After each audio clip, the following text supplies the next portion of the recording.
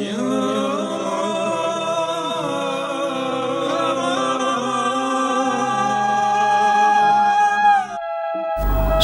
kalian subscribe dulu channel ini agar kalian tidak ketinggalan video terbaru dari channel kami.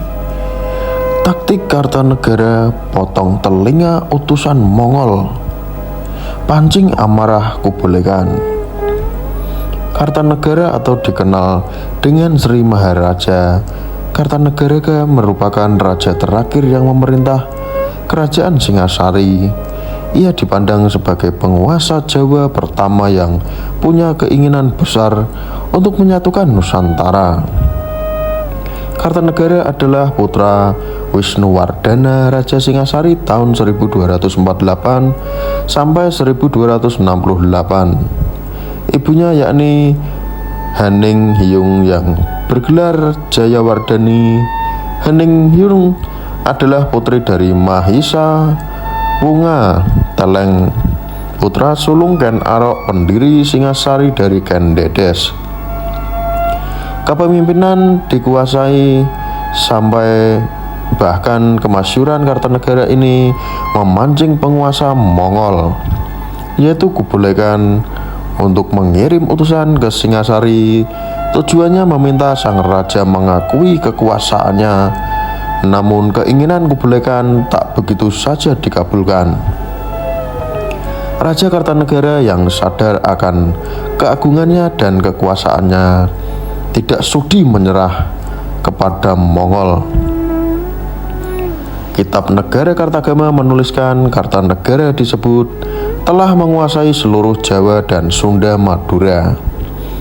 Ia mengirim ekspedisi militer ke Melayu, menguasai Pahang di Semenanjung Melayu, juga menaklukkan Bali dan memboyong rajanya sebagai tawanan pada 1284. Dia juga menguasai Gurun, pulau di wilayah timur Nusantara, dan Bakulapura atau Tanjung Pura di barat daya Kalimantan. Utusan Mongol terakhir datang pada 1289. Namun mukanya dirusak dan telinganya dipotong oleh Kartanegara. Akibatnya Kubulekan murka. Ia mengirim angkatan perang Mongol berlayar menuju Jawa pada 1292. Mereka dipimpin oleh Sibi Ikemesi dan Gyoking, dua nama pertama orang Mongol. Yang ketiga Tionghoa. Dalam catatan dinasti Yuan dituliskan ketika Kaisar Sisu Kubulai menaklukkan orang-orang barbar di keempat penjuru dunia dan mengirimkan para perwira ke berbagai negara di seberang lautan Jawa. Jawa adalah suatu-satunya negara yang harus diserang dengan sebuah angkatan perang yang besar. Dari berita Cina, tentara Mongol sampai ke Majapahit pada 1 Maret 1293. Sebelumnya mereka mendarat di Tuban, mendirikan perkemahan di tepi sungai Berantas.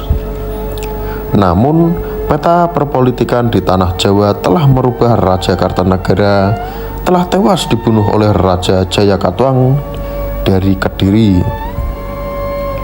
Hal tersebut tidak diketahui oleh Jenderal Ikemesi.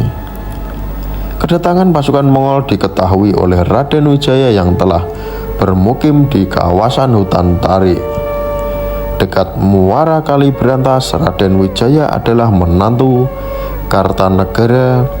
Ia menikah dengan 4 orang putri Kartanegara, yaitu Tribhuwana Weswari, Narendra Duhita, Jaya Rendra Dewi, dan Gayatri.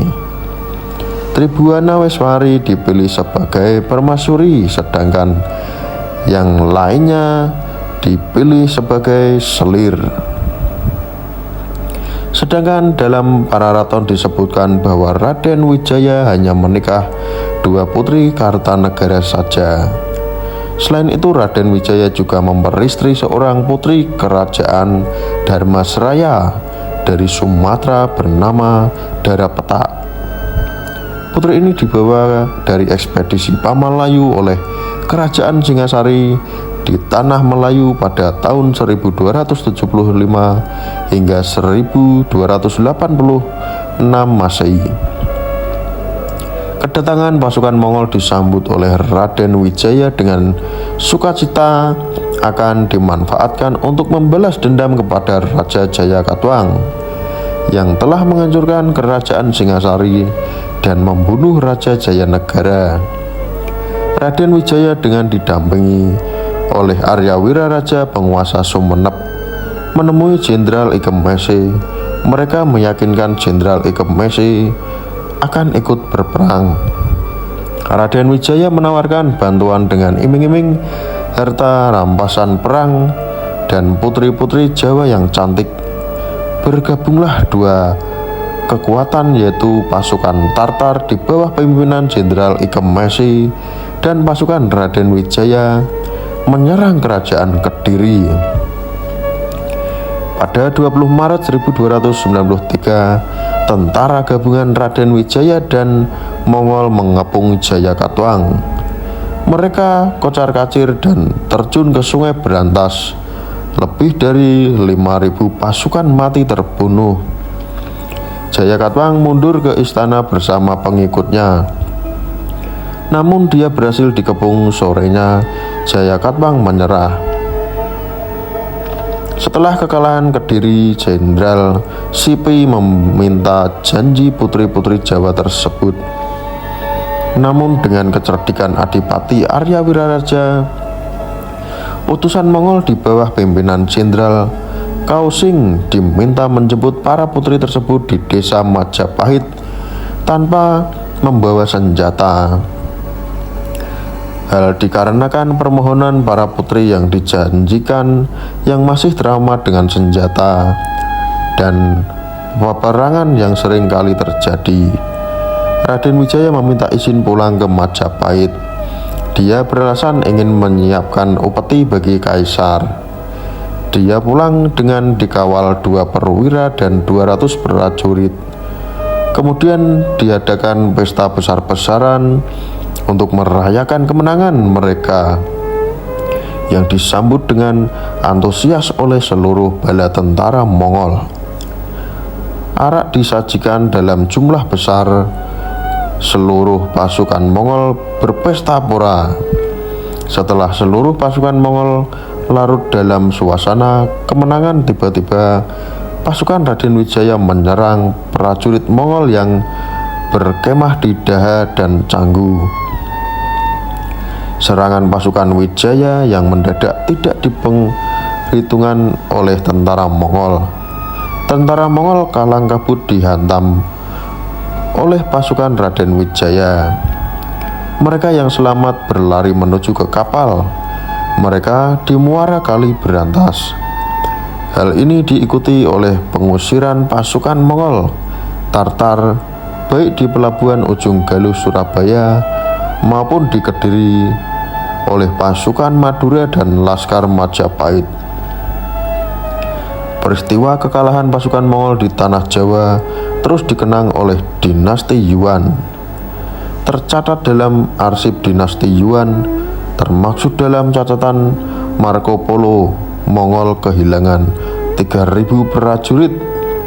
Panglimanya Sinbi dan Ikem Mese dihukum. Mereka gagal menaklukkan tugas, sisanya kembali ke Tiongkok pada 24 April 1293. 2 tahun setelah Kartanegara dihabusi Jayakatwang, Kublai Khan wafat pada 12 Februari 1294. Pasukan Mongol pulang dengan membawa lebih dari 100 tawanan, peta, daftar penduduk, surat tertulis dari Bali, dan barang lainnya yang bernilai sekira 500.000 tael perak.